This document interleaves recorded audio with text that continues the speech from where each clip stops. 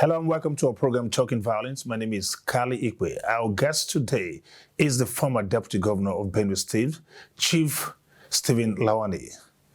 Excellency, you're welcome to the program. Thank you, my brother. Thank you. Excellency, violence as a consequence of injustice seems to be an issue that is acknowledged everywhere. Even in your time as Deputy Governor of Benue State, violence was quite an issue. How does this worry you, even now in your private capacity? Well, the saying, popular saying, where there's no justice, there can be no peace.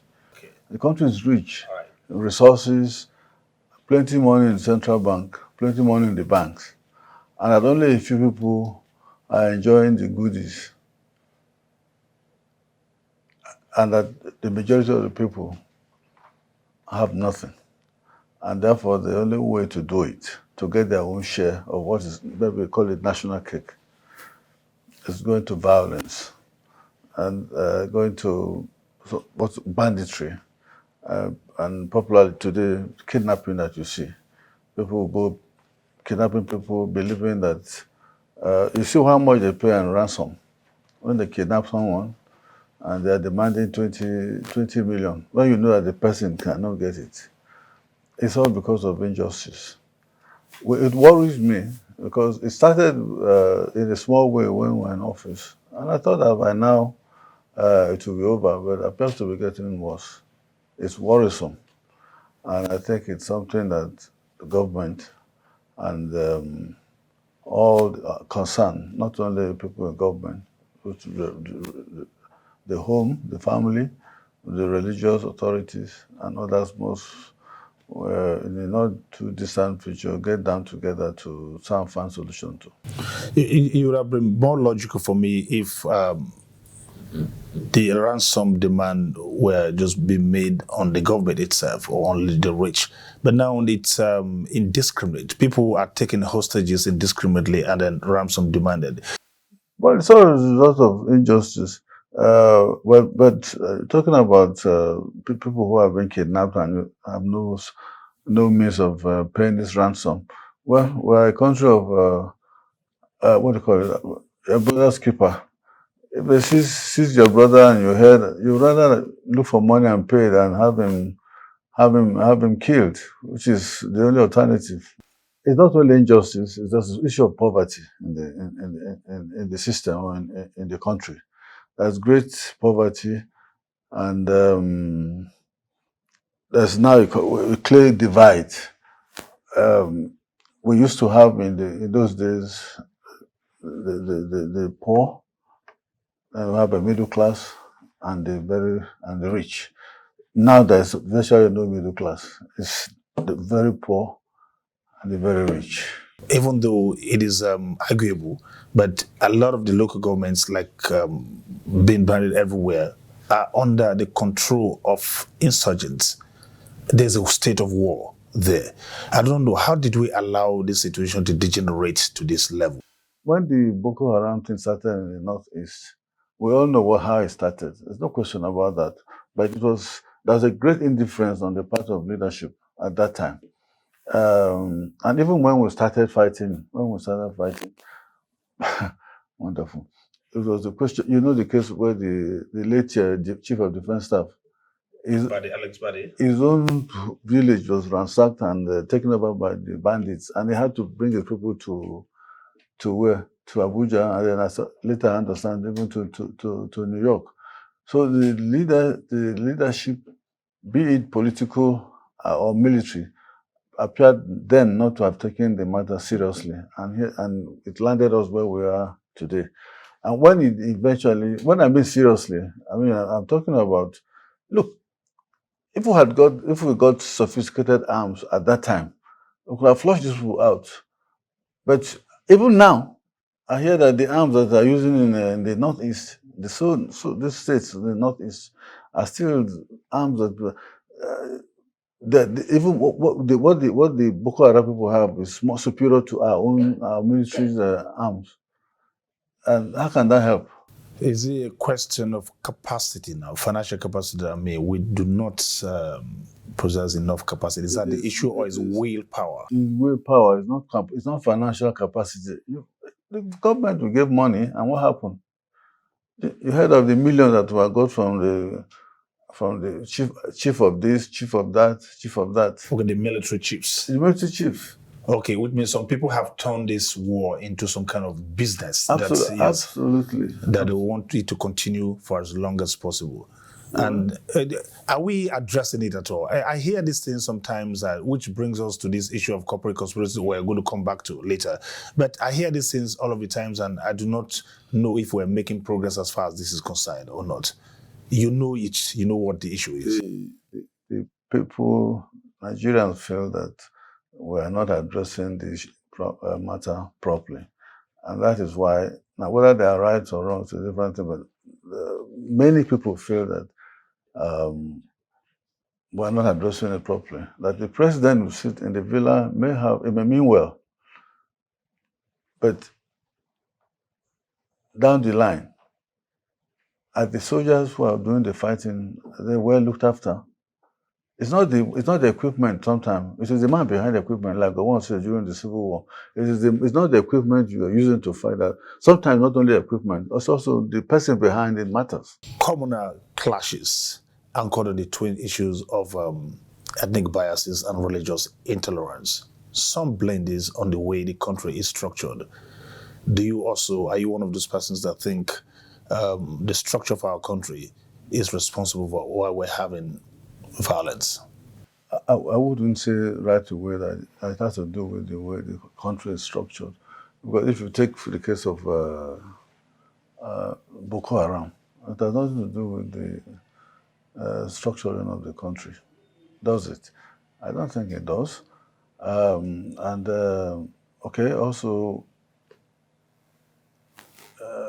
people also talk that it's about Christianity and Muslim. I don't agree with that because look at what's happening in. I like to use the Northeast as my example. Okay. At this moment, the fighting in there has nothing to do with not to do with religion. They are bombing, blasting churches, and doing the same thing with mosques. So if it were if it was anchored on purely on religious ground, why would they be doing this to both? Why would we all be suffering and not just either Christians or Muslims? So I don't think so. I think they are terrorists. The people who are doing this, they are simply terrorists. And if you look at even what of them outside the country, these people are not necessarily on religious ground. In seeking way forward, Excellency, one of the measures that have been applied, particularly by the Benue state government, the present administration there, is this amnesty measure. I mean, giving amnesty to the perceived perpetrators of these crimes, violence, of these atrocities. Does it look like a solution that can endure, that would work ultimately? Talking about the amnesty program, I'd like to look principally on what happened in the case under President Yaradua, in the riverine areas of Nigeria. I think it was a great success. At that time, we were all wondering what our country was going to end up with until it came up with this master stroke of amnesty, and people were able to lay down their arms. And now, whether promises made then are being fulfilled is a different thing, but we found peace. In the case in Benue, you used my state as an example. When the present governor started it, there was a measure of success. Of course, later on, it became something else. But let's go quickly to what's happening in Zamfara and Katsina. I personally feel that the governors of the northern states should take a second look at what their colleague, the governor of these two states, have done, Zamfara and this. There's really there's some peace there now. Find out what they can do. Whether it will be long lasting is a different thing, but at least in the short term, we have peace. So I think it's working.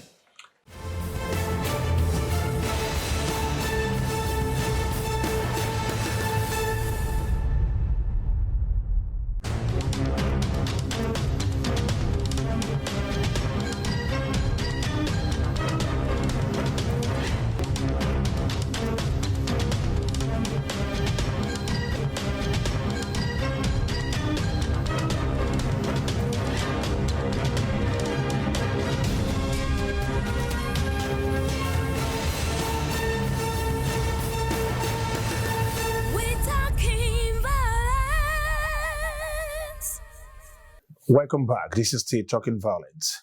Now, my issue, particularly with getting involved with violence as a business, you get involved, you're placated, you're offered amnesty, you're offered some kind of soft landing, you're also even given money, you're patronized, you're made to forget. Okay, you take away the guns from them and give them money in return.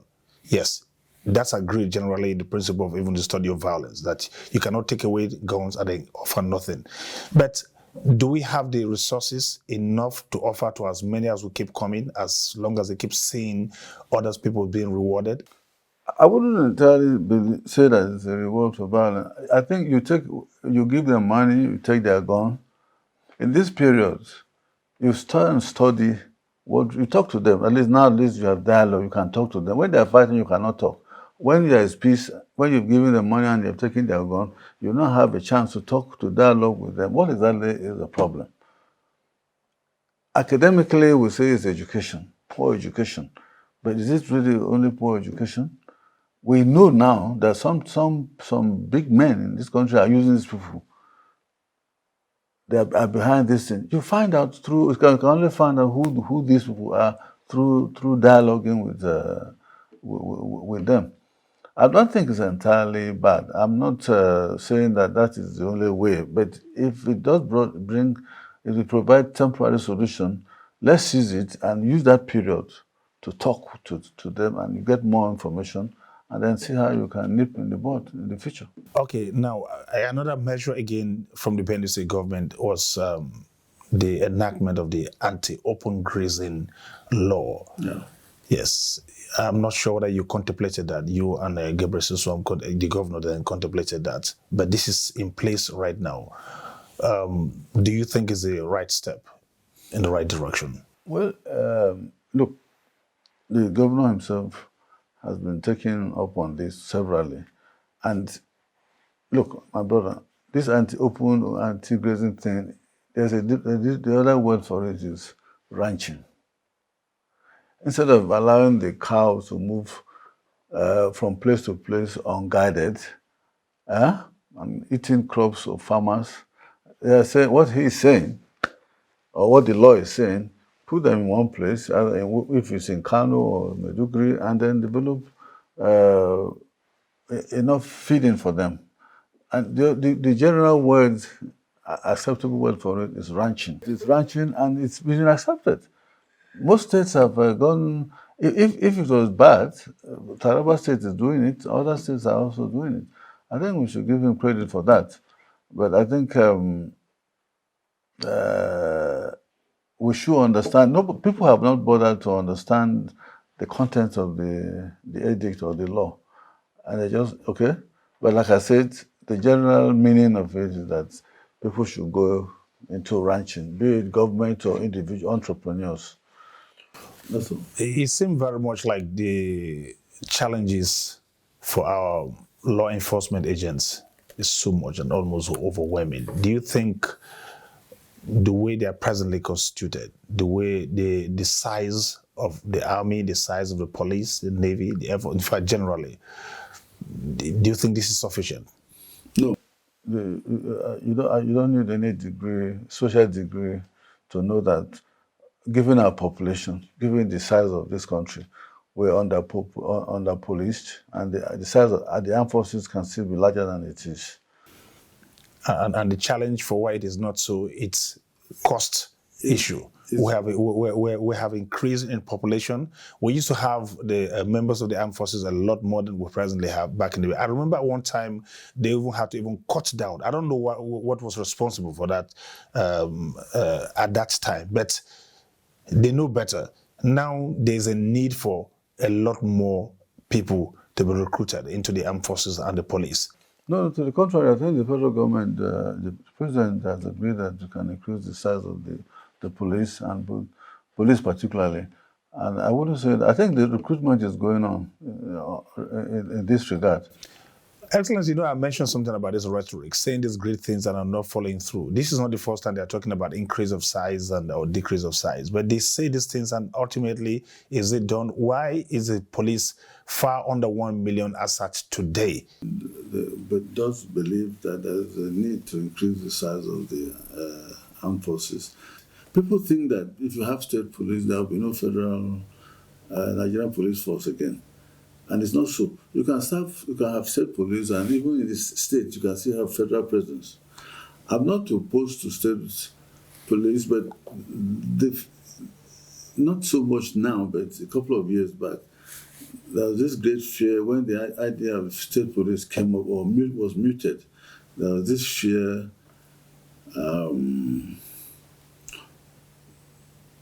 by many in authority, the fear of what could become, and to what use the governors can put them to. If they fear that the governors could misuse them, why? I say that a lot of states expend so much money in catering to the police authorities in their state or these police commands in the individual states, buying several vehicles, you understand, providing even money for ammunition and other kind of stuff. So if they can cater to all of that, I don't know why someone will sit somewhere and be thinking that they are allowed to operate a state police, then the chances for abuse may occur. One thing is to spend a lot of money, as they are doing now, equipping the federal police, the Nigerian police as it is now, buying them vehicles, providing welfare services to the police. All the states are doing them now. They do, but they still remain answerable to Abuja. Yeah. To the IG. Now, if we have the state police, there is the fear that some governors will import arms under the so-called state police, and these arms could be used for other purposes, not just for quelling violence in the country, but the issue of vigilantes and even militia, like a precursor to the much talked about state police. How is this playing out to you? Does this give an indication of how the states are going to run state police, should they achieve it ultimately? In states where we have what we call state INEC, at every election conducted by state INEC, only the party in power wins. Hardly does the opposition win election conducted by state INEC. It's the same thing will happen. That's the fear that the same thing will happen if we have state police. If we have state police, the people who belong to the opposition party will not find justice. Along with other reasons, that's why the federal government is not as enthusiastic about state police. Well, actually, let's go on to this issue of young people, the youth, for which this program is actually targeting. Now, what is their role in all of this? They are sitting back now, and they are in the majority. They are the ones that's got the energy, that's got so much time on their hands too, and they're watching how people who get involved with violence are being rewarded. They're looking at themselves They're in school. They come out. They've been chasing jobs almost forever. There's no reckoning for them. To the extent they're seeing violence now as a quicker way of getting reckoning. What is your take, and how do we get these young people out of this kind of mindset? I'm worried. I'm worried that what's happening now. If the ratio of the youth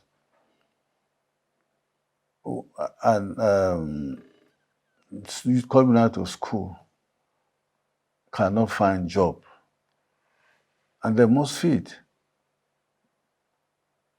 The only option left for them would be to go into violence. And so this is one area government must look into seriously. It's either the quality of education be addressed, because several universities are churning out half-baked people now that cannot fit into today's job requirements. It should either be looked, or we find some employment for these boys when they come out of institutions. We talk about what happens in, I don't want to use the term Marshall Plan that they were using in the US, also for different reasons. But the government must make sure they get into agriculture. And if it is into agriculture, we must provide equipment for them to go to farm. So it is quite worrisome if people can come out of college and not find job. Thank God, recently last week, when the economic team was announced, one of the things that most people that I talked to felt happy about, that this team would now, for once, be able to look at the big problem ahead of us, which is unemployment of youth, and what to do with our boys when they come out, boys and girls when they come out of out of training. I would encourage that we spend more money on quality education. We should spend more money on education. It's important. And then, of course, also to try and bridge the imbalance, and again in education, between the north and the south of Nigeria. Because as you know, we're almost having two countries now. One, a country of educated and rich south, and then uneducated and poor north. So these are things that I would encourage the federal government and the new economic team set up to look into, to give great attention to.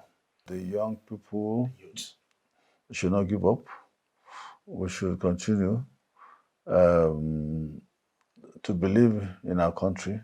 We do not have any other country, and that banditry is not the answer.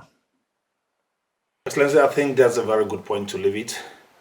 I'd like to say thank you very much for being on the show, Excellency. Thank you, my brother. Okay.